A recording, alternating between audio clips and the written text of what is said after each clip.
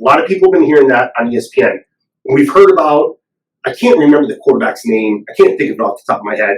That got a decent quarterback in the NFL. Can't think of who it is. I'm drawing a loss right now. But he got like an 8 on the Wonderlic. But ended up, so it's out of 50. You get 12 minutes to take the test. Right. Question 1 is probably a simple math question. Question 50 is very difficult. I recall, and I'm sure somebody will look it up online and find it and probably prove me wrong. I believe I got a 31, which was a good score for the Wonderlic out of 50. Out of 50. But that was a good score. Now, and again, I'm thinking about your past history of going to class, thinking about like your lack of attention to detail and all that things. So if you're going to tell me, because I didn't do the Wonderlic Test, I'm going to take your word for it. That 30 out of 50 is a couple. And I wouldn't lie to my best friend. No, I'm not going to lie to you. But we did prep for it. I did take multiple practice Wonderlic testing. But the couple of funny things I have to say about it, one's not funny, one's serious. If you didn't get invited to the Combines, we have Pro Day at our own school, which you're aware of, you've seen before.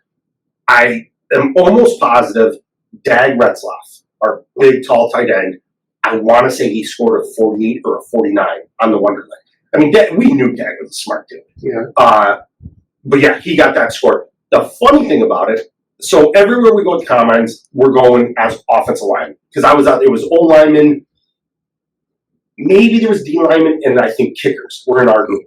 So not with us, but those were the 3 position groups that were there for those 3 days. And they take about 20 of us O linemen into a conference room in the hotel. And the mediator or whatever, the teacher for that test, basically as he's handing it out, goes, fellas, I'm going to say this a couple times, so make sure you hear me. No test is alike. So do not cheat. If you cheat, you're going to get a bad score. So he hands the test out. He goes, I want to be so serious about this. When I say go, I'm going to go out in the hallway and have a coffee with one of my buddies. I'll come back in at 12 minutes to let you know if the test is done. So he says go. So I'm, boom, flip the test over, start marking my answers.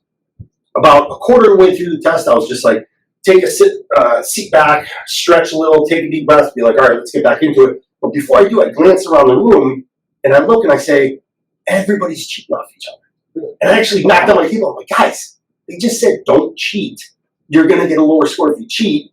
And they're just like shrugging their shoulders, being like, what do you got for this? Like literally talking to each other, asking, what do you got for number 8? Like asking and filling in the answers. So I just thought that was crazy. But then you wonder why guys get 6 on the Wonderlic. Right. That's why. You know, you either don't give a shit or you're copying off somebody else. Right.